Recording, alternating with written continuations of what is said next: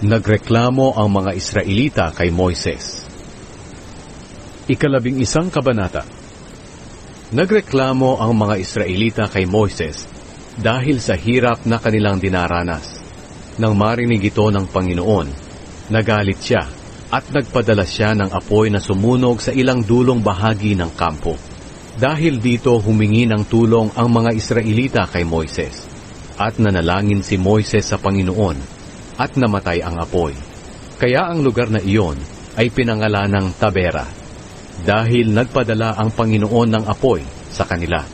May mga grupo ng dayuhan na sumama sa mga Israelita na naghahanap ng mga pagkain gusto nilang kainin. Kaya nagreklamo pati ang mga Israelita na nagsasabi, "Kung makakakain man lang sana tayo ng karne, noong naroon tayo sa Ehipto, nakakakain tayo ng mga libreng isda, at ng mga pipino, melon, sibuyas, at mga bawang. Pero dito wala tayong ganang kumain. Puro mana lang ang ating kinakain. Ang mga mana na ito ay parang mga buto na maliliit at mapuputi. Pinupulot ito ng mga Israelita sa lupa tuwing umaga, at ginigiling nila ito o binabayo sa lusong. Pagkatapos, niluluto nila ito sa banga at ginagawang manipis na tinapay. Ang lasa nito ay katulad ng tinapay na niluto sa langis ng olibo." Narinig ni Moises ang reklamo ng bawat pamilya sa pintuan ng kanilang mga tolda. Kaya nagalit ng matindi ang Panginoon sa kanila. At dahil dito'y nabahala si Moises. Nagtanong siya sa Panginoon, "Bakit niyo po ako binigyan na inyong lingkod ng malaking problema? Ano po ba ang ginawa ko na hindi kayo natuwa, kaya ibinigay ninyo sa akin ang problema ng mga taong ito? Mga anak ko po ba sila? Ama ba nila ako? Bakit ninyo sinasabi sa akin na alagaan ko sila, katulad ng isang yaya na kumakarga sa isang bata, at dalhin sila sa lupaing ipinangako ninyo sa kanilang mga ninuno?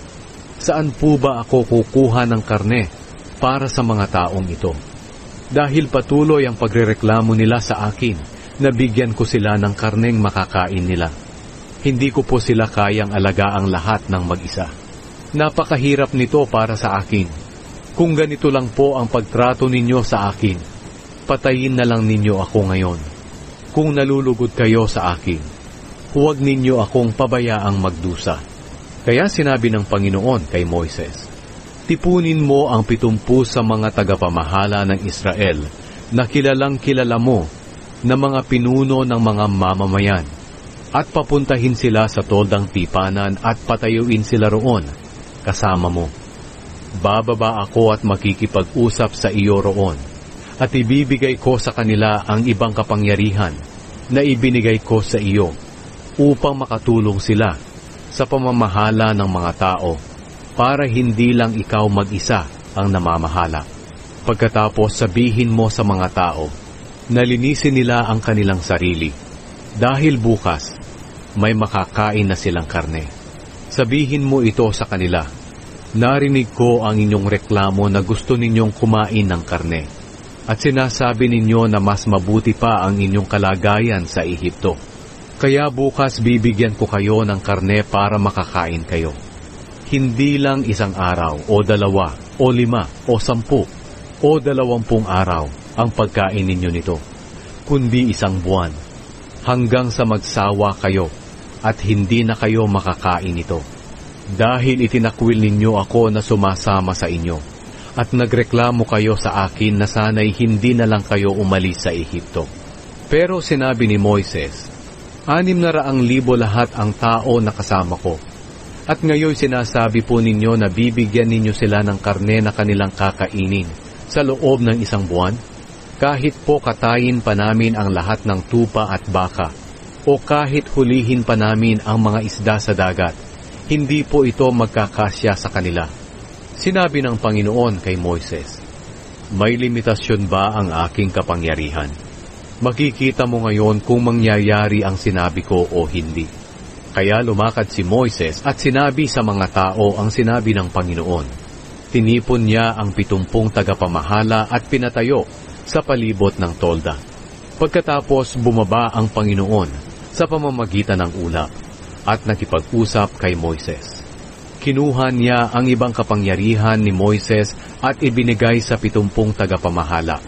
At nang matanggap nila ito, nagsalita sila kagaya ng mga propeta, pero hindi na ito nangyari pang muli.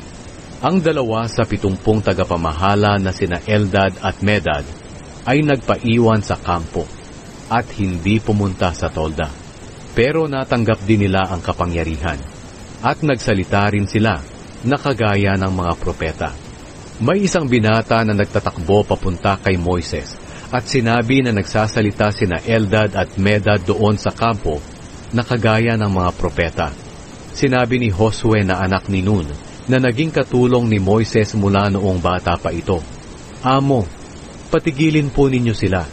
Pero sumagot si Moises, "Nababahala ka ba kung ano ang magiging resulta nito sa aking pagkapinuno? Kung sa akin lang, gusto kong bigyan ng Panginoon ng kapangyarihan ang lahat ng mamamayan at makapagsalita sila kagaya ng mga propeta." Pagkatapos, bumalik sa kampo si Moises at ang mga tagapamahala ng Israel. Ngayon, nagpadala ang Panginoon ng hangin na nagdala ng mga pugo mula sa dagat. Lumipad-lipad sila sa palibot ng kampo at ibinagsak sa lupa.